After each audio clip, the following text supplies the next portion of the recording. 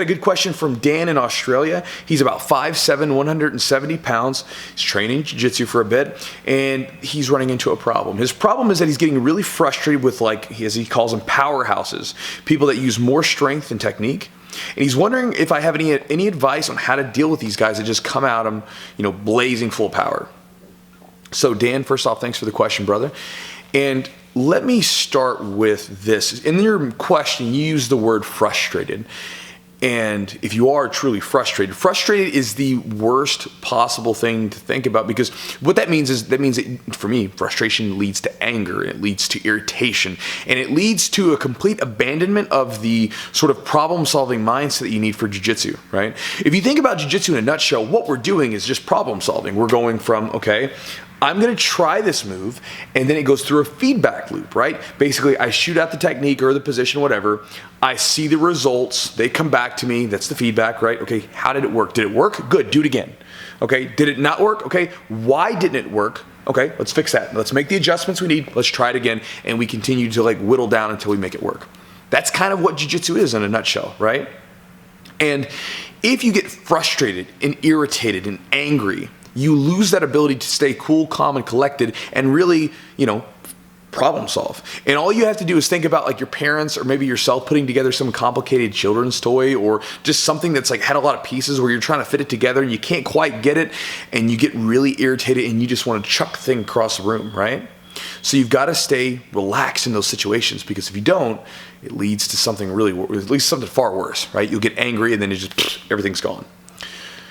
So first things first, don't get frustrated, right? Again, you're not going to quit jiu-jitsu, right? So this is kind of what you signed up for. You signed up for a lot of difficult stuff, and you've got to overcome it, and the only way to do that is be cool, calm, and collected, not frustrated. Now, moving into how do you play against big, strong guys? There's a lot of different ways, okay? But I'm going to share the way that I typically approach a bigger, stronger opponent. Again, I know I'm not the smallest guy, so I can't say that I'm 170 pounds, but I've been as low as 190 pounds and going up against guys that are 315 pounds at times. And again, I know what it's like to run into someone that you simply can't match with power, right? And when that happens, I have to play really slowly, kind of, in a way, right? I have to play a more relaxed style, because I'm not going to be able to go out there and assert myself. I can't be the aggressor early on. Share a match with you back in, 2011?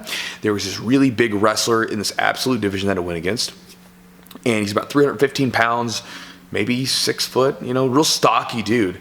And when I went against him, I knew that I couldn't take him down, right? It's just not happening. He was a college wrestler, and he's 315 pounds, and he's not a fat dude. He's a thick dude, but he's not fat, right? And so I was like, okay, well, I've got to pull guard. Well, I can't lock guard, and I don't really want to pull butterfly guard on him initially, because then he can just crowd me. So I shot in for deep half guard, because then I can kind of get under his hips and I can stop him from being able to sit on me, right? That's typically the position I play against big guys, is deep half guard. And when I got down there, I'm holding on to his leg. I mean, literally, it felt like this. I felt like I was holding a small tree around with my arms, and I was just there waiting, because I know that I kind of made a few adjustments, and he wasn't budging, right? That's 315 pounds of a solid dude just sitting there on top of me. And I knew in that match that I was I have to play relaxed. I can't move this dude. I can't really. If I was to really go at it and try to really assert myself early on in the match, I'm going to waste my gas tank, and I'm going to putter out. It's going to be a dumb move. So what I've got to do is I was okay, I've got to wait for the opportunity to show itself, and when it does, then I go. But I don't go before then. So I'm just going to take my time and wait for it and be cautious and basically just try to weather the storm. So about maybe 3 minutes go by, and he's kind of messing around with stuff, not quite getting anything. Again, I'm just kind of grip fighting down there, keeping him out of the underhooks and everything else. And then he makes a mistake. Boom, I come up for the sweep. Now, I got on top of him, tried to get to mount, and he chucks me off. And then we're back up on the feet. I pull guard again, get another sweep after a minute or so, and was able to get on top of him and eventually sort of wear him down a bit. But the only way I could do that was, again, to weather the storm and play cautiously at first and wait for my opportunity to show itself. Because, again, with a big powerhouse, as you called him, you can't assert yourself. It's just not happening. Again, because if you try to, that's a losing battle for you. Instead, you've got to be smart and take your time with the situations. Also, I know that you said that you haven't been training jiu-jitsu for an incredibly long time. That is a skill to learn in itself, right? How to apply your jiu-jitsu under those really extreme circumstances.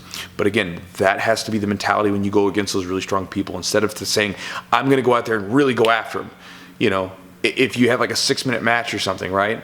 It has to be, okay, I've got to lock this person up a little bit, and I've got to take my time, and basically get the grips, get all the stuff that I need to get, and then when I decide to go, it might be a minute or two after, make it count. Because you can't almost like, you can't like slop it up, because if you do, they're going to power through that stuff. So Dan, I hope that helps, brother. Again, that is the way that I would personally approach a bigger guy. It's the way I do approach bigger guys. And again, make sure that you lose that frustrated mindset, because if you have that when you're trying to deal with these really stressful situations against really strong people, it's going to just lead to a really bad experience on the mat. So good luck, brother.